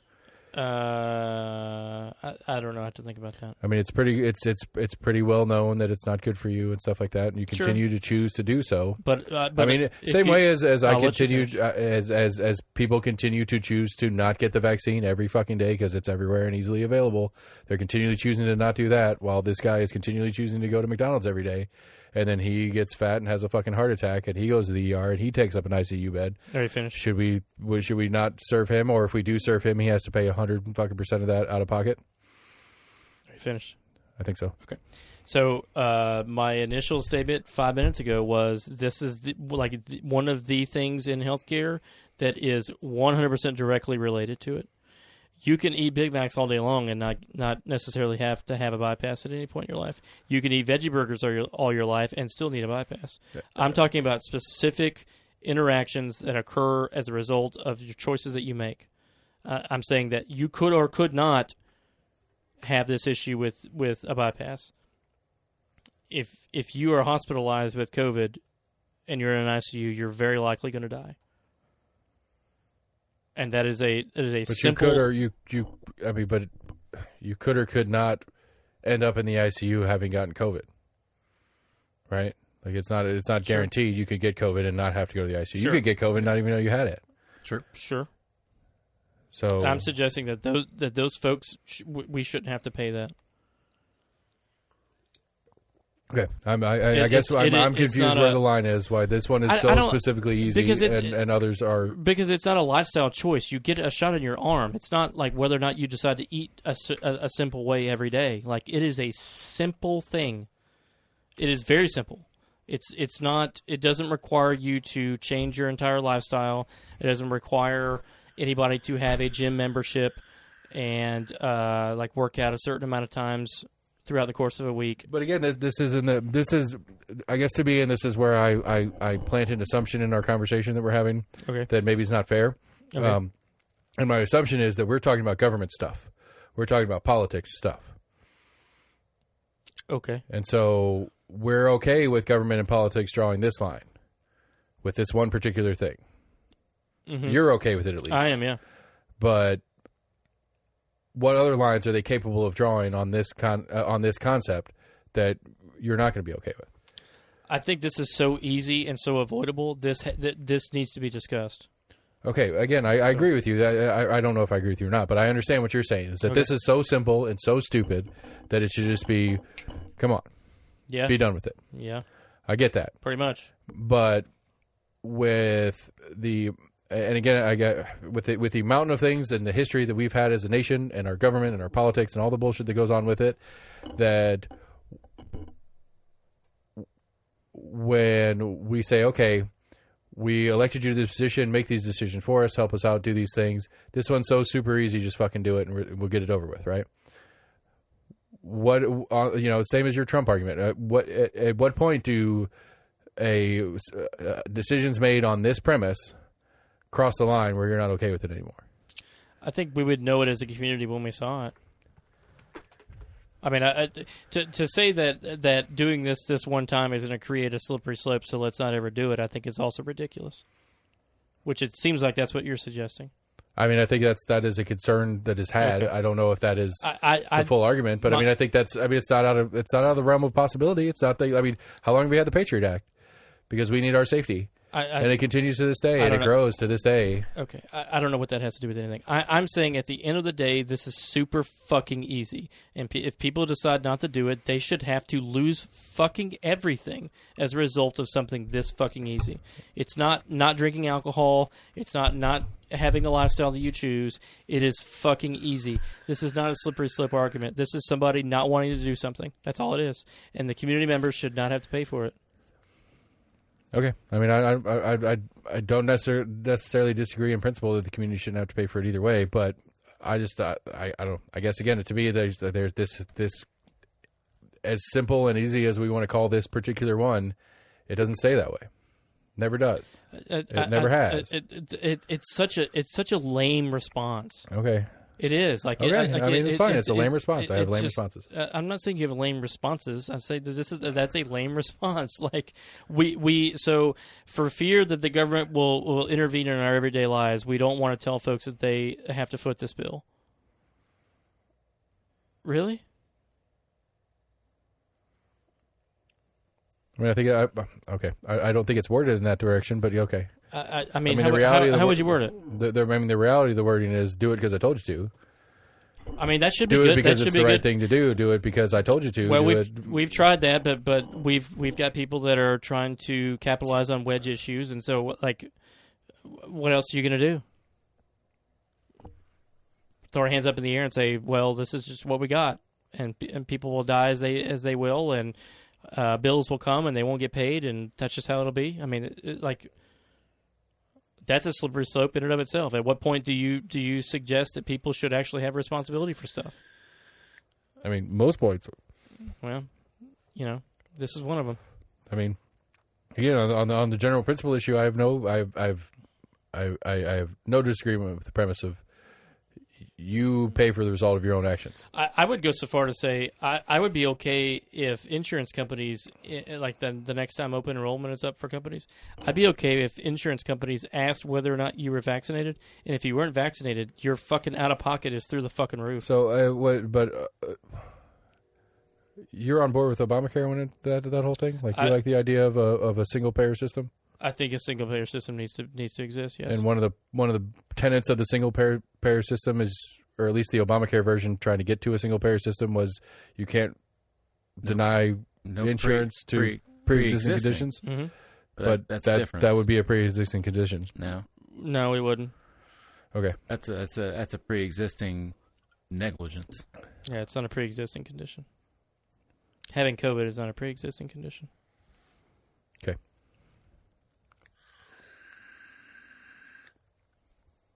I get where you're trying to go, but that doesn't quite qualify in my understanding. Well, but I mean, it's pre-existing condition. Okay. I mean, maybe not pre-existing conditions. Maybe not that's the correct word, but that's an existing. I mean, getting coverage for like long COVID. Now, because if you had an infection prior to, right? So if you had DVTs as a result, if you had TIAs or strokes as a result of having COVID previously, maybe. Has there been any? Have you heard anything about lymphoma as a side effect of COVID and/or with the vaccine? Lymphoma? Yeah. No. Okay. Have you? No. I was just curious. Just a random non-sequitur personally. Unlikely. That's an odd condition to ask if this was a.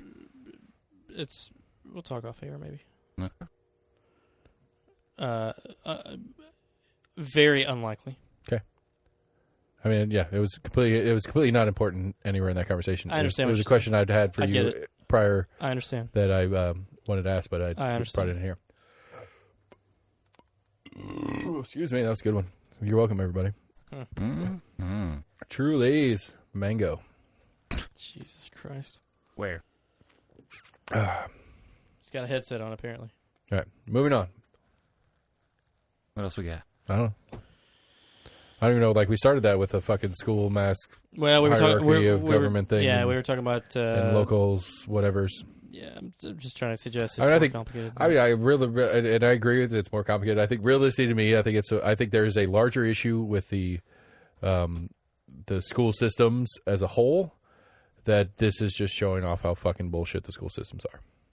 I mean, that we're looking at something we haven't really had to deal with in a century. I agree, but I mean, I just think like the premise and seriousness of having to deal with it on a widespread scale. Right, but it's one of the like okay, so off of the pandemic part of things specifically, the idea like okay, so I don't know if you've been on. I don't know if AC's been on the show as I've gone on these tirades as far as like. Could you, just off the top of your head, is there a good reason why a kid that graduates from a high school in Alaska, in Florida, or in Tennessee with the same GPA matters? Like, why the idea that there is some sort of... Why the idea that there is some sort of universality of graduating from high school as a functional individual, where the value is in that? I really don't know what the hell you're saying. You're saying...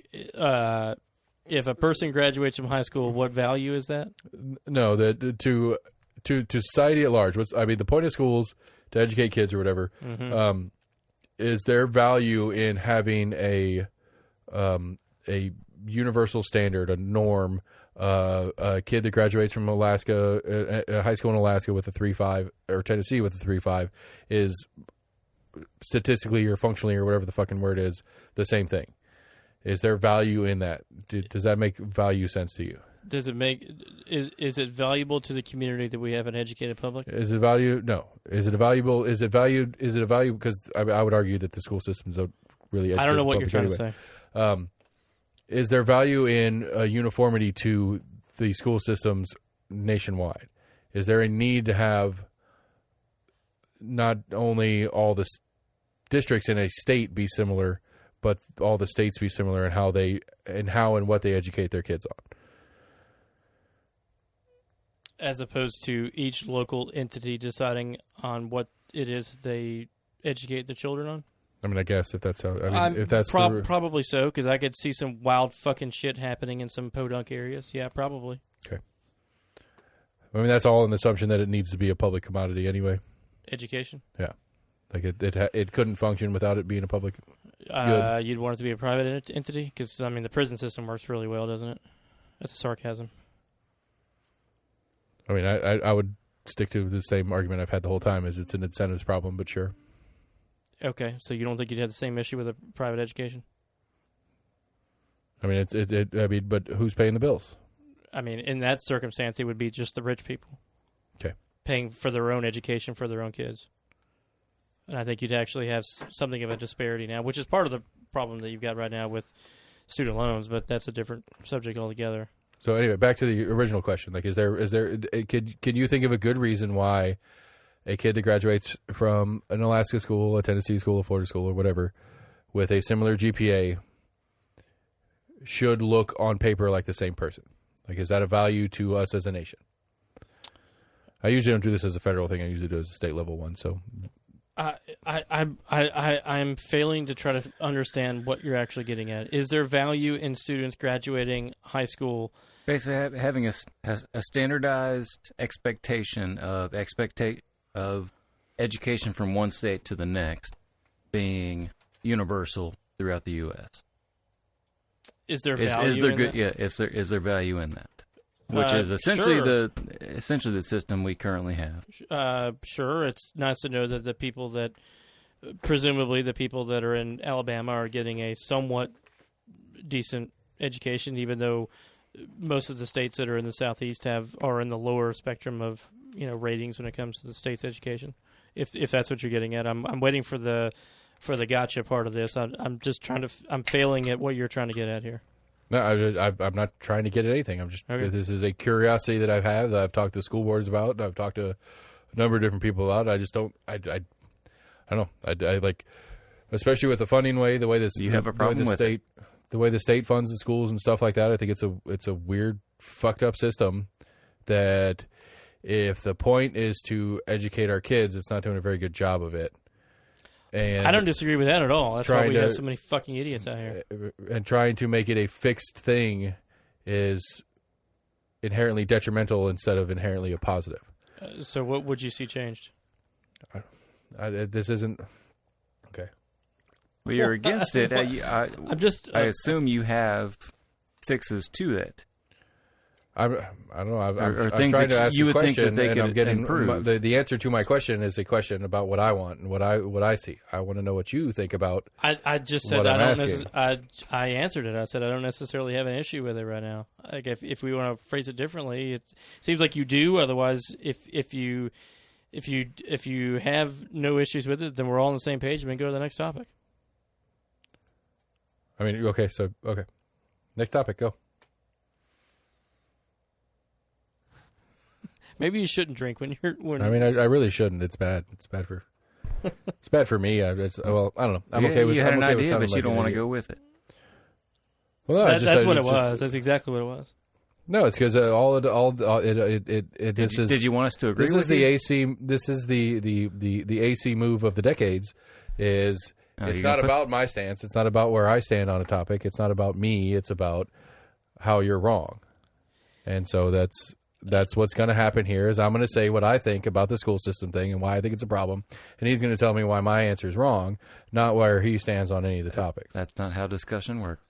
That's how discussion with AC works. Okay, so apparently you weren't listening 10 fucking minutes ago when I said that the people actually shouldn't have to, or the taxpayers shouldn't have to fucking bail out the hospitals. If you don't have a decent argument, don't lay it on my fucking doorstep. We were talking about schools. I thought we shifted No, topics. no. The topic you just said a second ago was my way of discussion is to say that I'm explaining to you how your thing is wrong, and I don't pick a stance. I'm telling you that right now is wrong because the most recent topic I was picking a stance, so that's not correct. So I'm suggesting if you have a better way of arguing your point, maybe you should do that because that's not at all what I was trying to get at 5 minutes ago. Okay, but on the school thing, I'm asking what value do you see in having a universal standard for our schools? That was not the question, but I get what your point. That was generally the question. That was kind of what I was shooting at. You're asking if there was a value in it. Okay. And I guess I'm asking a person, so I'm asking Right. their opinion on said topic. Yes. Right. It would be nice to know that there are certain issues or certain things in life that the basic general public understands. I think in previous discussions, I've said I think I said that a second ago. similar to that. I mean, I agree. There are some basic things that everybody should know coming out of school, but I think that's inherent in any school system, regardless of whether it's federally. I don't know what you're getting at, dude. I'm functional sorry. or I don't know what you're getting at. I'm sorry. I don't know. Just trying to make conversation.